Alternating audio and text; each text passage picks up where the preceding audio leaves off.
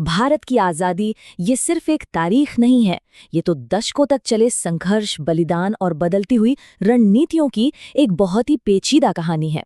ये वो कहानी है जिसने न सिर्फ एक बहुत बड़े साम्राज्य को झुका दिया, बल्कि दुनिया के नक्शे पर दो नए देश भी बना दिए, भारत और पाकिस्तान। चलिए आज इस ऐतिहासिक सफर के कुछ सबसे अहम मोड़ों को समझते हैं।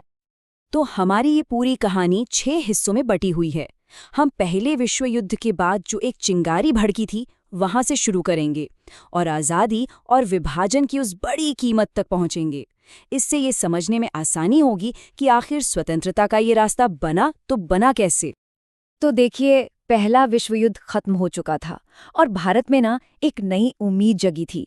हजारों भारतीय सैनिकों ने ब्रिटिश साम्राज्य के लिए अपनी जान दी थी और अब उन्हें लग रहा था कि इनाम के तौर पर उन्हें स्वशासन मतलब अपना राज चलाने का हक मिलेगा।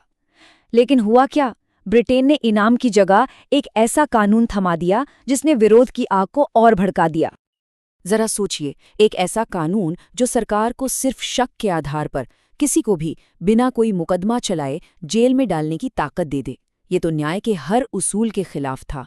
इसी रॉलेट एक्ट ने भारतीयों को ये एहसास दिलाया कि उनकी मामूली सी आज़ादी भी अब सुरक्षित नहीं है, और बस यही वो चिंगारी थी जिसने पूरे देश में विरोध को जन्म दे दिया।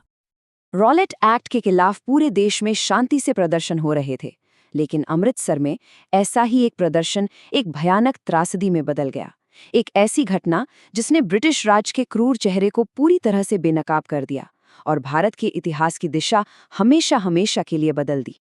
तारीख थी 13 अप्रैल 1919। बैसाखी का दिन था। अमृतसर के जलियांवाला बाग में हजारों लोग, मर्द, औरतें, बच्चे सब इकट्ठा हुए थे। कुछ लोग त्योहार मनाने आए थे तो कुछ अपने नेताओं की गिरफ्तारी का शांति से विरोध करने। उन्हें जरा भी अंदाजा नहीं था कि कुछ ही पलों में ये बाग एक कब्रगाह में तब्दील होने वाला है। और फिर जनरल डायर ने बिना कोई चेतावनी दिए अपने सैनिकों को उस निहत्ती भीड़ पर गोली चलाने का हुक्म दे दिया। बाहर निकलने का जो एक ही रास्ता था उसे भी बंद कर दिया गया। गोलियां तब तक चलती रहीं जब तक कि वो खत्म नहीं हो गईं। जब इस नरसंहार की खबर फैली तो पूरे भारत में शोक और गुस्से की एक लहर दौड़ गई।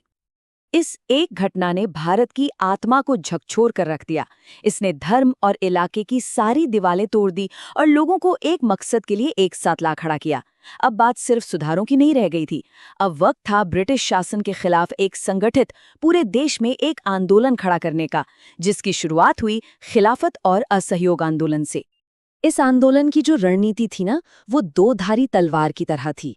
एक तरफ ब्रिटिश संस्थानों जैसे स्कूल, अदालतें, नौकरियों का बहिष्कार करके उनकी व्यवस्था को कमजोर करना था, और दूसरी तरफ अपने राष्ट्रीय स्कूल, अपनी पंचायतें और स्वदेशी खादी को बढ़ावा देकर एक समानांतर आत्मनिर्भर भारतीय व्यवस्था बनानी थी।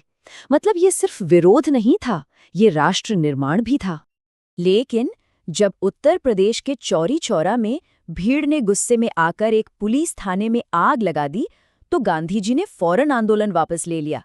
ये दिखाता है कि अहिंसा को लेकर उनका संकल्प कितना मजबूत था। असहयोग आंदोलन के अचानक रुक जाने से एक खालीपन सा आ गया। अब सवाल ये था कि आगे क्या? इसी सवाल ने आज़ादी के संघर्ष को एक नई दिशा दी। अब लड़ाई सड़कों से हटकर अंग्रेजों की बनाई हुई परिषदों के अंदर लड़ी जानी थी, ताकि सिस्टम को अंदर से तोड़ा जा सके। स्वराज पार्टी का मानना था कि अगर हम चुनाव लड़कर विधान परिषदों में पहुंच जाते हैं तो हम सरकारी कामकाज में रुकावट डाल सकते हैं, उनके गलत कानूनों का विरोध कर सकते हैं और सदन के मंच का इस्तेमाल अपनी आवाज बुलंद करने के लिए कर सकते हैं। ये असहयोग का ही एक नया राजनीतिक तरीका था। और फिर 1928 में ब्रिटिश सरकार ने साइमन कमीशन भेजा। इसका काम था भारत के भविष्य के लिए संवैधानिक सुधार सुझाना। मजे की बात देखिए, जिस देश के भविष्य का फैसला होना था उस देश का एक भी आदमी इस कमीशन में नहीं था। 7 सदस्य थे और सातों के सातों अंग्रेज।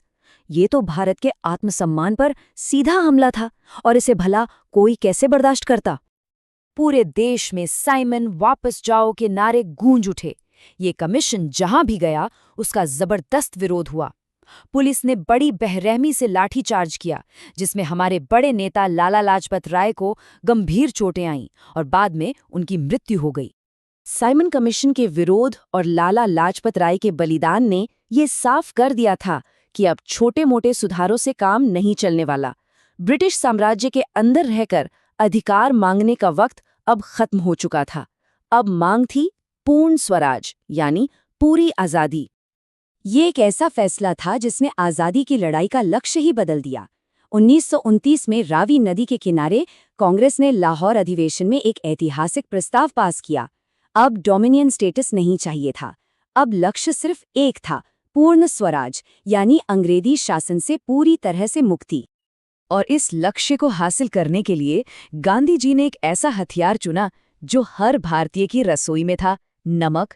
नमक एक ऐसी चीज है जिसकी जरूरत अमीर गरीब हर किसी को होती है, और ब्रिटिश सरकार ने उसी पर टैक्स लगा रखा था। दांडी मार्च नमक कानून को तोड़ने का एक सांकेतिक लेकिन बहुत ही शक्तिशाली तरीका था, जिसने सविनय अवज्ञा आंदोलन की शुरुआत की और पूरे देश को एक साथ खड़ा कर दिया। 1939 में जब दूसरा विश्व युद्ध शुरू हुआ तो इसने भारत की राजनीति में एक नया भूचाल ला दिया। ब्रिटेन अब युद्ध में बुरी तरह फंस चुका था और इसने भारतीय स्वतंत्रता संग्राम को अपना आखिरी और सबसे निर्णायक दांव खेलने का एक मौका दे दिया। अब भारत एक दोराहे पर खड़ा था। एक रास्ता तो ये था कि ब्रिटेन की मदद की जाए इस उम्मीद में कि युद्ध के बाद आज़ादी मिल जाएगी, और दूसरा रास्ता था ब्रिटेन की इस मजबूरी का फायदा उठाकर आज़ादी के लिए एक आखिरी और जोरदार संघर्ष छेड़ दिया जाए। ये एक बहुत ही बड़ा फैसला था। 1942 में क्रिप्स मिशन भारत तो आया, लेकिन उसकी पेशकश अधूरी थी कि युद्ध के बाद औपनिवेशिक दर्जा दे देंगे। इस प्रस्ताव को पूरी तरह से खारिज कर दिया गया और अब एक निर्णायक आंदोलन का मंच पूरी तरह तैयार हो चुका था। जब सारी बातचीत फेल हो गई तो 8 अगस्त 1942 को गांधी जी ने बॉम्बे के ग्वालियर टैंक मैदान से ब्रिटिश शासन को एक आखिरी अल्टीमेटम दिया, भारत छोड़ो। और उन्होंने देश को एक सीधा और शक्तिशाली मंत्र दिया, करो या मरो। इसका मतलब था कि अब पीछे हटने का कोई रास्ता नहीं बचा है।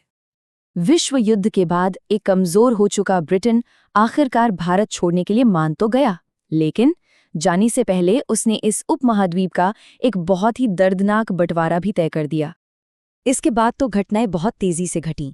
1946 में कैबिनेट मिशन आया, लेकिन बात नहीं बनी।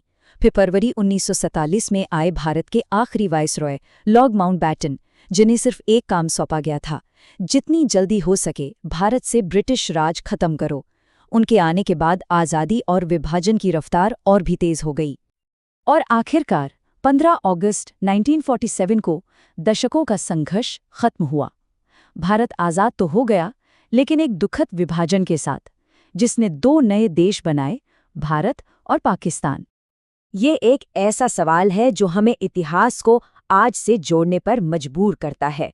आज़ादी की जीत के साथ विभाजन का वो दर्द हमेशा जुड़ा रहेगा, जिसकी परछाई आज भी हम सब महसूस करते हैं।